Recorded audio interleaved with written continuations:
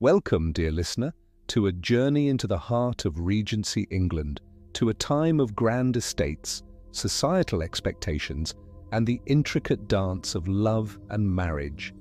Today, we delve into Jane Austen's timeless masterpiece, Pride and Prejudice.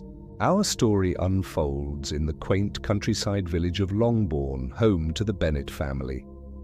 Mr. Bennet, a man of quiet wit, and his rather more excitable wife, Mrs. Bennet, are faced with a pressing concern to see their 5 daughters suitably married.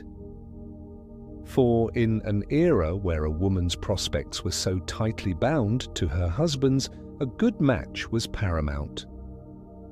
We meet the Bennet sisters, Jane, the eldest, renowned for her gentle nature and beauty, Mary, the studious and somewhat pedantic middle child, Catherine, or Kitty, easily influenced by her younger sister, and Lydia, the youngest, a whirlwind of youthful exuberance and flirtation.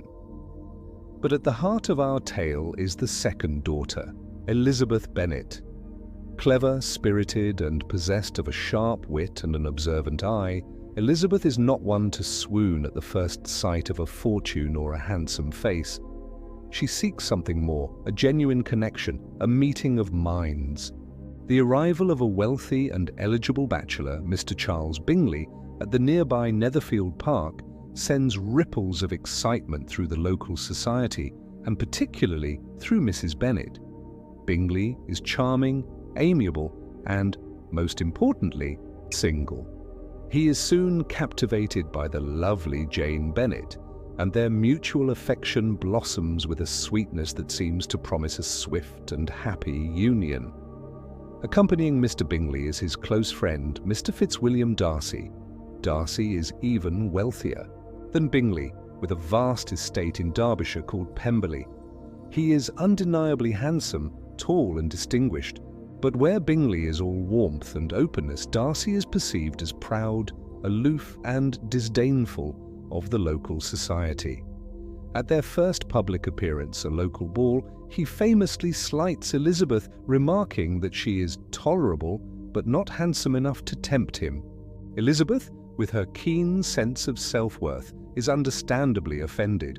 Her initial assessment of Mr. Darcy is cemented. He is the proudest, most disagreeable man in the world. This, dear listener, is the prejudice of our title, born from that wounded pride. And so begins a battle of wits and wills between these two strong personalities. Meanwhile, other characters weave their way into the Bennet sisters' lives. There's the obsequious Mr. Collins, a clergyman, and Mr. Bennet's cousin, who stands to inherit Longbourn due to the entailment laws of the time. He arrives with the intention of choosing one of the Bennet daughters as his wife, a practical, if rather unromantic, solution to secure the family home. His attentions first turn to Jane, but upon learning of her likely attachment to Bingley, he swiftly redirects his proposal to Elizabeth. Elizabeth, who finds Mr. Collins pompous and dull, firmly rejects him, much to her mother's distress and her father's quiet amusement. Mr. Collins, undeterred, soon finds a willing bride in Elizabeth's sensible friend, Charlotte Lucas.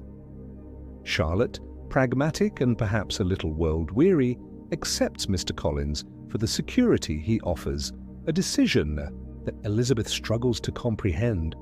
Adding to the local flutter are the officers of the militia stationed in nearby Meryton. Among them is the charming and dashing Mr. Wickham. He quickly captures the attention of the Bennet girls, including Elizabeth. Wickham presents a compelling and sympathetic story. He claims to have been grievously wronged by none other than Mr. Darcy. He paints Darcy as a man of cruel injustice who denied him a living promised by Darcy's late father. This tale further solidifies Elizabeth's negative opinion of Darcy. It seems to confirm her every judgment. Wickham's charm is potent and his narrative compelling. Just as Jane's happiness with Mr. Bingley seems assured, he abruptly departs Netherfield for London with no indication of when he might return. Jane is left heartbroken, though she bears her sorrow with her characteristic, quiet grace. Elizabeth is convinced that Darcy, along with Bingley's snobbish sisters, Caroline Bingley and Mrs. Hurst, are behind this sudden separation, deeming Jane's social connections insufficiently grand. Her disdain for Darcy deepens. In the spring, Elizabeth travels to Hunsford in Kent to visit Charlotte and Mr. Collins. Their home is near Rosings Park, the grand estate of Lady Catherine de Bourgh, Mr. Darcy's aunt. Lady Catherine is as arrogant and domineering as rumour suggests, and she takes a particular interest in the lives and opinions of her perceived inferiors. During this visit, Mr. Darcy himself arrives at Rosings. Thrown into his company more frequently, Elizabeth observes him closely. She finds him as proud as ever, yet she also sees glimpses of a different man, particularly in the company of his cousin, Colonel Fitzwilliam.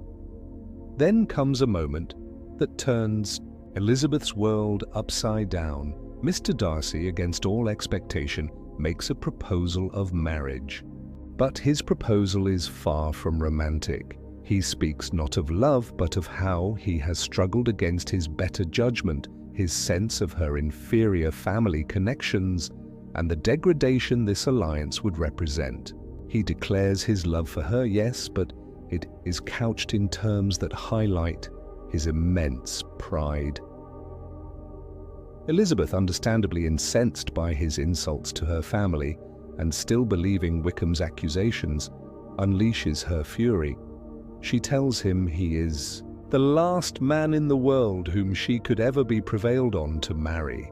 She confronts him with his role in separating Jane and Bingley, and his cruel treatment of Mr. Wickham.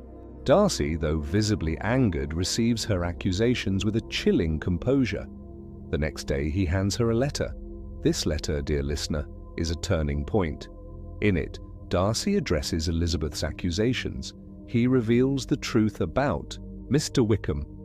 Far from being a victim, Wickham is a profligate gambler who attempted to elope with Darcy's own young sister, Georgiana, to get his hands on her fortune.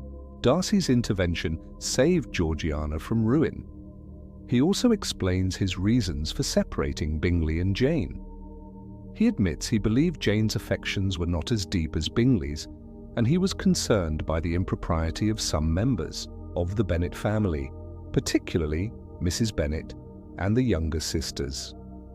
While his interference was misguided, his motives were rooted in a desire to protect his friend. Elizabeth is stunned. She pores over the letter, her certainties crumbling. She is forced to re-evaluate everything she thought she knew about Darcy, about Wickham, and even about herself. She realizes her own pride and prejudice have blinded her. She has been so confident in her judgments, yet so utterly wrong. This is a moment of profound self-awareness and humility for Elizabeth. She feels a deep sense of shame. Some months later, Elizabeth accompanies her aunt and uncle, the Gardeners, a sensible and kind couple who act as surrogate parents, on a tour of Derbyshire. Their travels take them, unexpectedly, to Pemberley, Mr. Darcy's magnificent estate. Believing Darcy to be away, Elizabeth agrees to visit. Pemberley itself speaks volumes about its master. It is grand, yes, but also tasteful, well-managed, and set within a landscape of natural beauty rather than artificial contrivance. His housekeeper speaks of him with genuine affection and respect, painting a picture of a kind and generous master, a stark contrast to the proud, disdainful man Elizabeth thought she knew. And then the unexpected happens. Mr. Darcy himself returns home early. He finds Elizabeth touring his grounds. The encounter is awkward, yet, surprisingly, Darcy is different. He is courteous, gentle, and eager to please not only Elizabeth, but also her aunt and uncle. He introduces her to his sister, Georgiana, a shy but sweet young woman. Elizabeth sees a Darcy stripped of his earlier hauteur, a man capable of great warmth and kindness. her feelings begin a remarkable transformation. The stirrings of respect and perhaps something more begin to bloom. But just as a tentative understanding begins to form, disaster strikes. News arrives that Lydia, Elizabeth's reckless youngest sister, has eloped with none other than the deceitful Mr. Wickham. This is a devastating blow to the Bennet family. In their society, such an act could bring shame and ruin upon them all, jeopardizing the marriage prospects of the remaining sisters.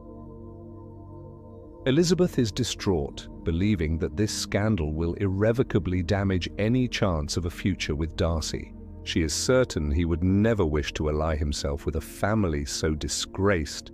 She confides her fears to him in a moment of distress and then hastens home to a household in turmoil. Mr. Bennet and Mr. Gardiner search for Lydia and Wickham in London. The family endures an agonizing wait. Then news arrives that they have been found, and Wickham has agreed to marry Lydia, but only on the condition of a financial settlement. The family assumes Mr. Gardiner has paid Wickham off. Elizabeth is deeply troubled, believing Darcy will now surely distance himself. After Lydia and Wickham are married and dispatched to a distant posting, a surprising piece of information comes to light, courtesy of Mrs. Gardiner. It was not Mr. Gardiner who found Lydia and settled Wickham's debts. It was Mr. Darcy. He had undertaken this difficult and thankless task out of his regard for Elizabeth, working tirelessly behind the scenes to save her family's reputation, seeking no credit for himself. Elizabeth is overwhelmed.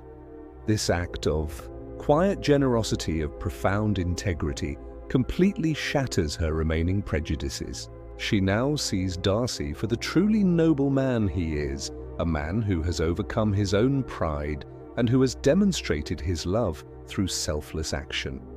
Her own heart is now irrevocably his. Soon after, Mr. Bingley returns to Netherfield and, with Darcy's encouragement and no longer hampered by his friend's doubts, he quickly renews his addresses to Jane. Their engagement brings great joy to the Bennet family. Then comes another formidable visitor to Longbourn, Lady Catherine de Bourgh. She has heard a rumour that her nephew Darcy intends to marry Elizabeth. Outraged at the prospect of such an unsuitable match, she storms in, attempting to bully Elizabeth into promising she will never accept Darcy. But Elizabeth, ever her own woman, stands her ground. She refuses to be intimidated, asserting her independence and her right to make her own choices. This confrontation ironically gives Darcy hope. If Elizabeth had no feelings for him, she would have readily agreed to Lady Catherine's demands. Encouraged by Elizabeth's defiance of his aunt, Darcy returns to Longbourn. He and Elizabeth finally speak openly.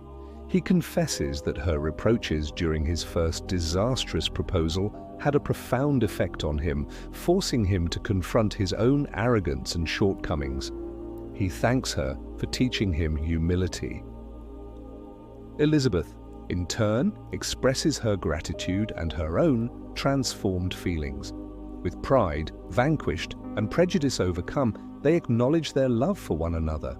Darcy proposes again, and this time Elizabeth joyfully accepts.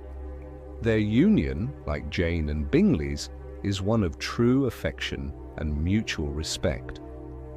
Elizabeth finds in Darcy a partner who values her intelligence and spirit, and Darcy finds in Elizabeth a woman who challenges him, delights him, and completes him. And so our story concludes with the happy marriages of two of the Bennet sisters. Jane and Bingley, their gentle love story reaching its sweet conclusion, and Elizabeth and Darcy, their journey a more tempestuous one, a path fraught with misunderstanding and societal hurdles, but ultimately leading to a profound and enduring connection. Pride and Prejudice is more than just a love story. It's a witty exploration of society, class, and the constraints placed upon women. It's a reminder of the dangers of snap judgments and the importance of self-awareness and growth.